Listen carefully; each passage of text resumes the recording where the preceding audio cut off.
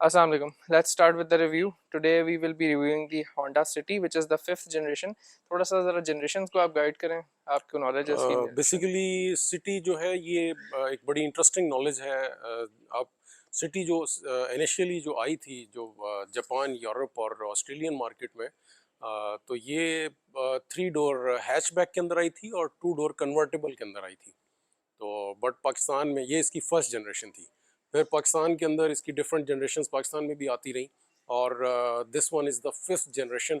और ये fifth generation जो है ये 2008 में दुनिया में लॉन्च हो गई थी। बट हमारे यहाँ पे जो फिफ्थ जनरेशन है ये 2009 में पाकिस्तान के अंदर ये लॉन्च की गई और ये बड़ी कामयाब गाड़ी थी, स्टिल बड़ी कामयाब है। अब इसकी जो करंट जो जनरेशन है वो सिक्स जनरेशन है। Six generation was launched in 2013 और पाकिस्तान में ये जो सिक्स जनरेशन है ये 22 के अंदर, इनफैक्ट 21 के अंदर, 2021 के अंदर हमें ये इसको लॉन्च किया गया है। तो इस हवाले से टेक्नोलॉजी और इस हवाले से हम काफी पीछे हमेशा से बहुत पीछे। सेवन जनरेशन वैसे आ गई है इसकी, जो इंडियन मार्केट में आई थी सबसे पहले, उसके बाद फिर मेरे ख्याल जापान और अदर उसमें भी आ गई। वो भी आएगी हमारे मेरे ख्याल 7-8 साल बाद होने के बाद वो जनरेशन पाकिस्तान। अच्छा, हम जनरेशन्स के ऊपर थे तो जनरेशन में मेरे ख्याल सबसे ज़्यादा चलने वाली ये पाकिस्तान में है। मेरे ख्याल 2009 से सबसे ज़्यादा जो चली है हमारे मुल्क में सिटी, वो यही वाला वेरिएंट था। हाँ, ये बड़ा वेरिएंट था। इसमें इंटरेस्टिंग चीज़ ये है कि ये 2009 के अंदर इसमें मैनुअल भी आया था और ऑटो भी आया था वेरिएंट। तो डेफिनेटली ऑटो तो महंगा था, ज़ीरो उस वक्त भी। बट 2009 के अंदर जब ये ऑटो लॉन्च हुई थी तो मज़े की बात यह है कि 2009-10 के अंदर पाकिस्तान में ऑटो गाड़ी को इतना लोग अप्रिशिएट नहीं करते थे कि ये शायद फ्यूल कंजम्पशन और कुछ टेक्नोलॉजी नई नई आ रही पाकिस्तान के अंदर। वैसे भी सीएनजी का दौर था, लोग पेट्रोल पे सीएनजी का भी दौर था और मैकेनिक्स भी हमारे जो गाइड किया करते थे लोगों को। और आई रिमेम्बर के 2009-10 के अंदर जब हम यूज्ड गाड़ियों में डील करते थे तो जब यूज्ड के अंदर सेम मॉडल, लाइक अगर 9 मॉडल है या 10 मॉडल है, तो ऑटो की प्राइस यूज्ड कार में मैनुअल से 1.5 से 2 लाख नीचे होती थी। अच्छा है। और अब रिवर्स है, रिवर्स हो गया। अब ऑटो की डिमांड ज़्यादा है क्योंकि ट्रैफिक सिचुएशंस भी ऐसी हैं, अब लोग प्रेफर करते हैं ऑटोमेटिक ही। और अब वो जो एक रिवर्स जो एक्चुअल होना चाहिए था कि अब मैनुअल की प्राइस 1.5 लाख नीचे होती है और इसके ऊपर 1.5 लाख नीचे होती है। और स्पेशली ये जो हमारी गाड़ी है इसको आज इसके बारे में हम ये बताना पसंद करेंगे कि इसकी ख़ास बात ये है कि ये 100% ओरिजिनल पेंट में है। It's 2010 model and still it's 100% original paint. It's very rare to find ये जो 9, 10, 11 मॉडल की गाड़ियां हैं ये ओरिजिनल पेंट में है। पाकिस्तान में ओरिजिनल पेंट जो है उससे ये अंदाज़ा होता है कि गाड़ी के साथ उसका यूज़ कैसा हुआ है। हमारे यहाँ पे ये तो होता नहीं है कि आप कंप्यूटर हिस्ट्री देख के तो उसमें अगर रीपेंट भी है जैसे बाहर दुनिया में तो उससे फ़र्क नहीं पड़ता। बट हमारे यहाँ पे पेंट से अंदाज़ा लगाया जाता है कि गाड़ी के साथ क्या सलूक हुआ था। बिल्कुल। तो it's still in 100% guaranteed for original paint.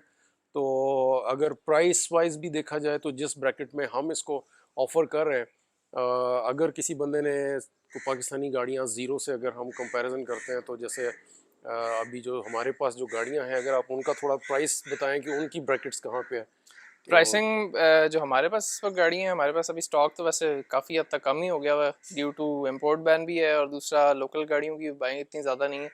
अभी जो स्टॉक हमारे पास है वो टोयोटा विड्स है और वो स्पाइडर शेप के अंदर लाइक जो पाकिस्तान में इस वक्त अगर किसी बंदे ने ज़ीरो लेनी है, लाइक पिकांटो, हाँ, और वो गाड़ियाँ जितनी भी किया की पिकांटो लेनी है आपने, हैचबैक गाड़ी है, या सुजुकी कल्टस लेनी है, वो भी एक हैचबैक गाड़ी है, वो 3 मिलियन को क्रॉस कर गई है इस वक्त 0 मीटर अगर आप लेते हैं। और सिटी की केस में अब सिटी जो है इसी तरह का वेरिएंट जो 1.2 CVT आता है, जो बेस ग्रेड वेरिएंट है ऑटोमेटिक ट्रांसमिशन के साथ, वो 38 लाख को टच कर गया हुआ आराम से। तो उस हवाले से फिर देखा जाए तो अगर हमारे पास जैसे एक टोटल जनरल अगर किसी को गाड़ी मिलती है जिसका पेंट स्टिल ओरिजिनल है और लो माइलेज है और इसकी पिक्स और स्पेक्स भी आप सारे देख लेंगे। इंजन के ऊपर आते हैं। इसका जो इंजन था 2009 से लेकर मेरे ख्याल 21 तक, जब तक ये गाड़ी डिसकंटिन्यू नहीं हुई अनफॉर्चुनेटली, तो 1300 सीसी में वही सेम इंजन था और इसमें एक 1.5 वेरिएंट आया था, वो लेट आया था, मेरे ख्याल 2011 के बाद आया था। एस्पायर वो एस्पायर के अंदर उन्हें बिल्कुल।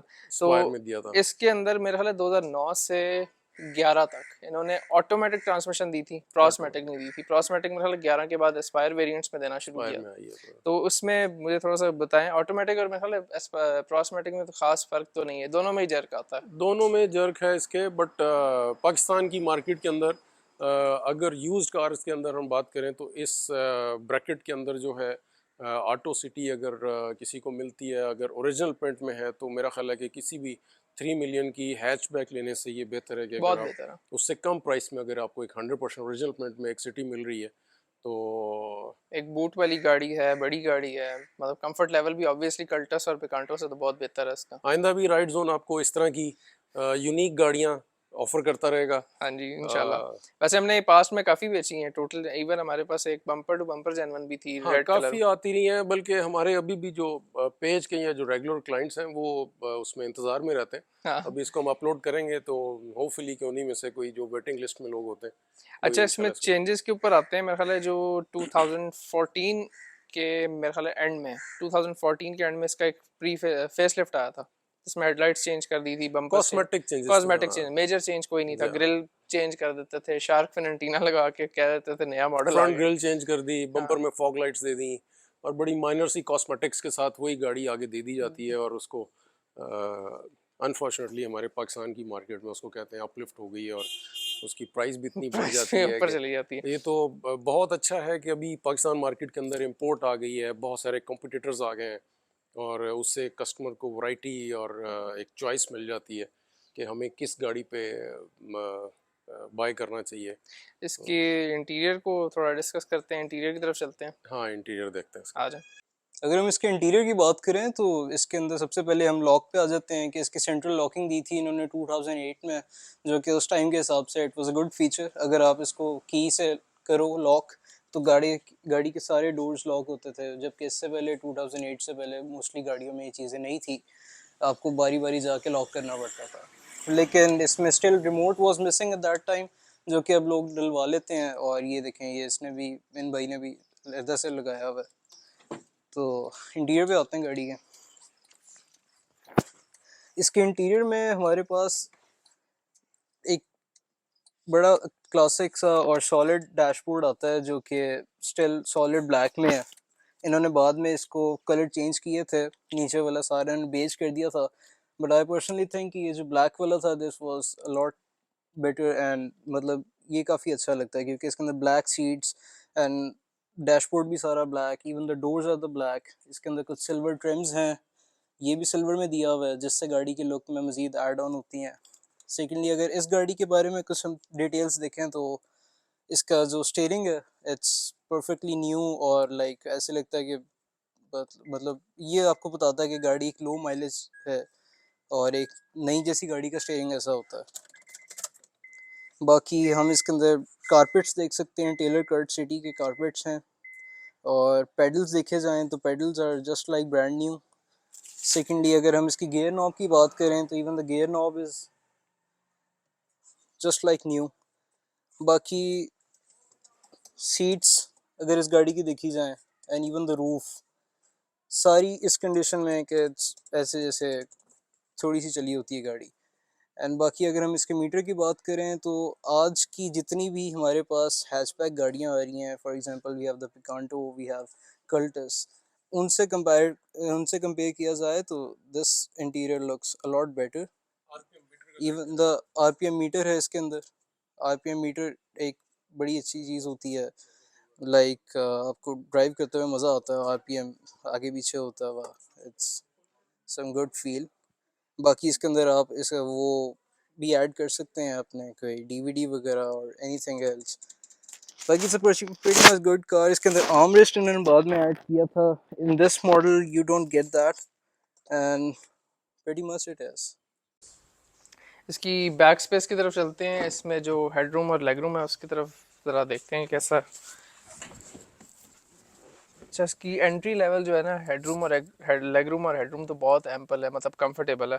और इसमें जो हेडरेस्ट हैं वो उसकी कंफर्ट जो है ना काफ़ी अच्छी है। आर्म रेस्ट इस वेरिएंट में नहीं आता था, 2009 से लेकर 11 तक जो थी गाड़ियाँ इनमें आर्म रेस्ट रेयर पे नहीं आता था। इन्होंने जो एस्पायर वेरिएंट लॉन्च किया था 2011 के बाद, तो फिर इन्होंने बेस ग्रेड्स में भी देना शुरू कर दिया हुआ था।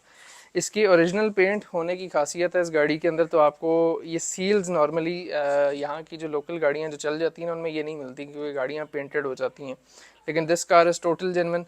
तो इसमें ये वाली सील्स आपको गाड़ी की तकरीबन हर जगह पे मिलेंगी। इसकी बैक पे आ जाते हैं तो बूट स्पेस की तरफ चलते हैं। अब बूट स्पेस पे जाने से पहले नॉर्मली जिन गाड़ियों में एलसीडी होती है तो उनमें रेयर कैमरा होता है, इसमें नहीं है, लेकिन इसमें लाइट्स आती हैं जो नंबर प्लेट को लाइटन करती हैं। और सील्स की तरफ आ जाएं तो अगेन गाड़ी क्योंकि टोटल जेन्युइन है तो इसकी सील्स आपको ये वाली कंपनी फिटेड जो आती थी वो आपको मिलेंगी। बूट स्पेस इसकी बहुत ज़्यादा स्पेशियस है और एम्पल है ऑनेस्टली। इस बजट में अगर आप देखें तो हम कंपैरिजन इसका करते हैं कल्टस पे कांटो से बजट वाइज, तो वो गाड़ियाँ इसकी प्राइस को बहुत ज़्यादा क्रॉस कर चुकी हुई हैं। तो उस लिहाज से आई गेस जो इसकी बूट स्पेस है वो उन गाड़ियों से बहुत बेहतर है क्योंकि कंसिडरिंग ये एक सेडान है। बाकी ऑटोमेटिक की बैजिंग आ जाती है क्योंकि this car is an automatic variant, तो ये भी नॉर्मली उतर जाते हैं। एंटेना की तरफ चलते हैं तो एंटेना इसमें नॉर्मल वाला आता है, शार्क फिन नहीं होता था। शार्क फिन उन्होंने खैर इंट्रोड्यूस किया 2017 में। इस गाड़ी में जो एक बड़े मज़े की चीज़ मुझे लगी है वो है इसका एग्जॉस्ट सिस्टम। इसमें उसने जो प्रीवियस ओनर था इसका उसने एग्जॉस्ट इसमें ज़रा स्पेशल वाला लगाया हुआ है, डिफरेंट कलर है। और tail lights as it is वही 2009 से 11 तक वो थी, उसके बाद 11 में भी नहीं खैर चेंज हुई थी, 2014 में आई बिलीव इसकी चेंज हुई थी। मड फ्लैप्स इस गाड़ी में आते हैं स्टैंडर्ड, जो कि आपको नॉर्मली उस टाइम पे कुछ गाड़ियों में नहीं मिलते थे स्टैंडर्ड, लेकिन इसमें मड फ्लैप्स स्टैंडर्ड आते थे। तो स्टार्ट करते हैं इसके व्हील कैप्स के ऊपर।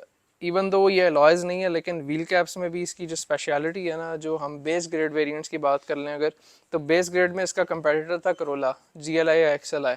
तो उसके अंदर जो व्हील कैप्स आते थे उनमें सबसे बड़ा ड्रॉबैक ये था कि वो जो ही किसी पॉट होल वगैरह में लगते थे तो वो उनके व्हील कैप्स गिर जाते थे, और यूजुअली लोगों ने टायर क्लिप्स के साथ उसको अटैच किया होता है। इवन दो अभी भी my friend is using a Toyota Yaris, तो उसके भी सेम यही रीज़न है, उसके व्हील कैप्स को टायर क्लिप लगाने पड़ते हैं क्योंकि वो उतर जाते हैं। और इसमें ये खासियत है कि इसके नट ऑन फिल्ट वाले हैं, जो नट्स के जब तक ये नट्स इसके नहीं हम उतारेंगे तब तक व्हील कैप नहीं उतरेगा, तो इसका चोरी होने का भी डर नहीं होता आपको व्हील कैप्स का। जो दूसरी गाड़ियों में आते हैं उनमें चोरी होने का भी खतरा होता है, प्लस ये कि आप जब किसी ड्राई और सॉरी उसमें रफ रोड्स पे चलाते हो गाड़ी तो उसमें उतरने का भी खतरा होता है।